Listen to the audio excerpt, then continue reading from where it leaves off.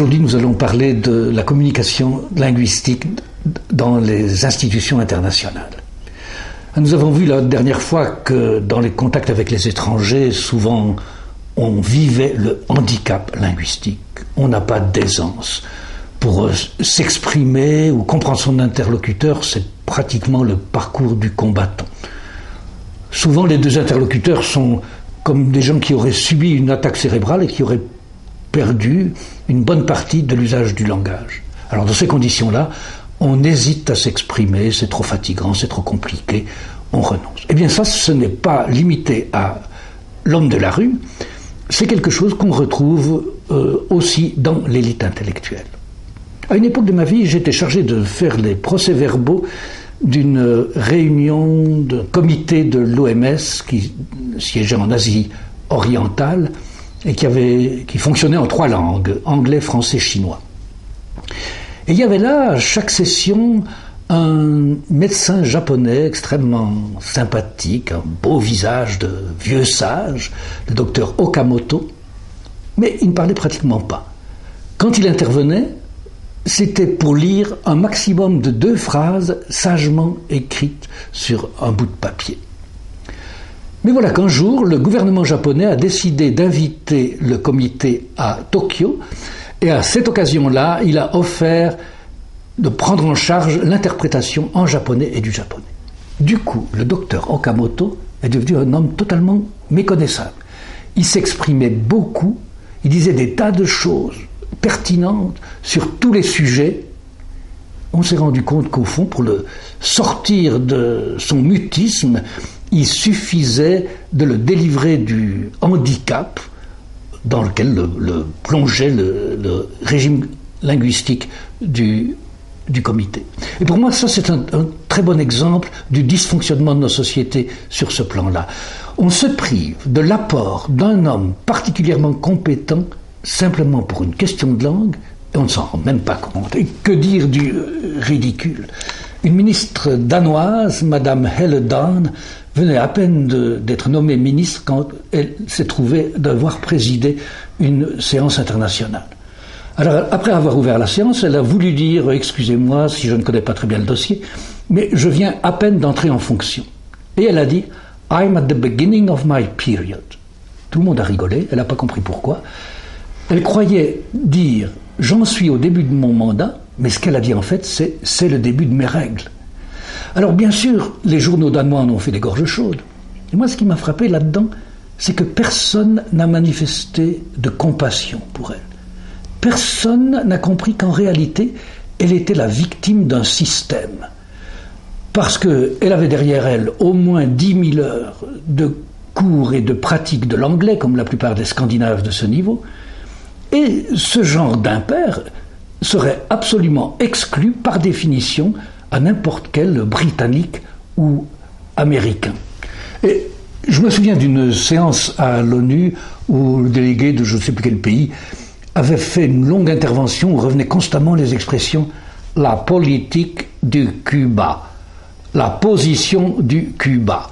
Alors évidemment, tous les francophones rigolaient, mais cet homme, bon, il avait un accent assez fort, mais il parlait remarquablement français, c'était sa seule faute. Et elle est tout à fait excusable, puisqu'on dit la position du Honduras, la position du Guatemala, la position du Nicaragua. Et vous voyez, en politique, le ridicule tue.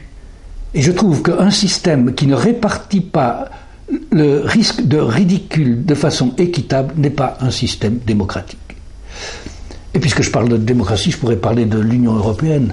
À l'Union européenne, en théorie, les 23 langues des pays membres sont sur le même pied. Mais ce n'est pas vrai du tout. Dans la pratique, tout se passe comme si on poussait au maximum l'anglais. Regardez les sites de l'Europe, de l'Union européenne sur Internet, vous voyez qu'ils sont majoritairement en anglais.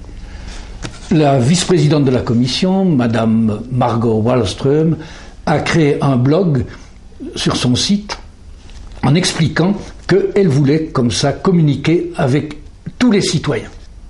Mais son blog est en anglais. Résultat pratique, les commentaires qu'elle reçoit pour les textes, elle écrit à peu près un texte par semaine, ces commentaires émanent pratiquement exclusivement d'anglo-saxons. Je trouve que c'est une erreur monstrueuse de ne pas se rendre compte que la langue définit l'auditoire ou le lectorat. Et une chose qui m'a beaucoup choqué à propos de l'Union européenne, qui se prétend démocratique, c'est que dans les négociations avec les pays de l'Est, elle a imposé l'anglais comme seule langue de négociation. Or, l'anglais est justement une langue qui n'a jamais été prioritaire en Europe de l'Est. Vous le savez, si vous avez voyagé en République tchèque ou en Slovaquie, en Hongrie, là-bas, la langue étrangère que les gens savent, c'est l'allemand. En Pologne, en Roumanie, c'est le français. Mais nulle part dans ces pays, l'anglais n'a jamais été une langue très répandue.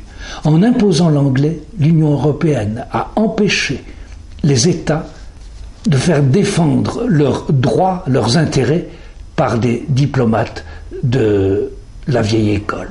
Je trouve ça injuste et inadmissible.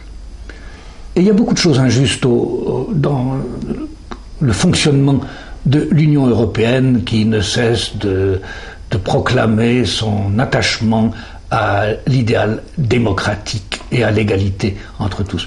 Par exemple, au Parlement européen, chaque député a le droit de parler sa propre langue. Et ils le font, ils ne s'en privent pas. Ça paraît très, très égalitaire. Mais qu'est-ce qui se passe en pratique ? En pratique, comme il n'y a pas d'interprète qui soit capable de traduire du danois en bulgare ou du hongrois en portugais, quand c'est un député d'un de ces pays qui s'exprime, ce que ses collègues entendent dans leurs écouteurs, ce n'est pas du tout l'interprétation directe du discours original, c'est l'interprétation de l'interprétation en anglais, le plus souvent, de ce discours original. Donc c'est un peu comme le jeu du téléphone que vous connaissez, où chacun dit à l'oreille quelque chose à l'autre qui le retransmet. Et ça finit par un résultat très, très rigolo à cause des formations successives. On estime qu'il y a entre 10 ou 20% d'omission et de distorsion, de déformation de sens dans toute interprétation simultanée. Donc vous imaginez ce qui se passe quand on la multiplie par 2. Et effectivement, il y a un rapport de l'ONU qui dit que, notamment dans les séances techniques, ce qu'on appelle le système de l'interprétation par relais ou par langue pivot occasionne une perte de 50% de l'information qui est communiquée dans les interventions de ceux qui s'expriment.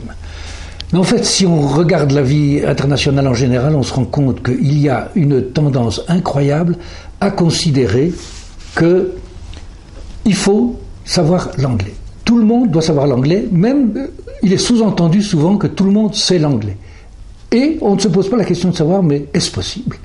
Comment on a vu avec la ministre danoise, Madame Den, je pourrais vous citer des tas d'autres exemples, savoir bien l'anglais à fond, c'est pratiquement impossible, en tout cas pour la très grande majorité des gens. Alors on a actuellement un peu l'équivalent de ce qu'on a avec l'informatique. On parle quelquefois de la fracture numérique, une scission de la population en 2 éléments, ceux qui savent se servir d'un ordinateur, ceux qui ne savent pas se servir d'un ordinateur. Eh bien c'est la même chose, les populations sont coupées en 2, ceux qui savent bien manier l'anglais et ceux qui ne le savent pas.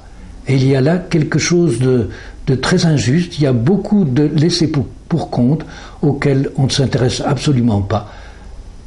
Et personnellement, je trouve ça scandaleux.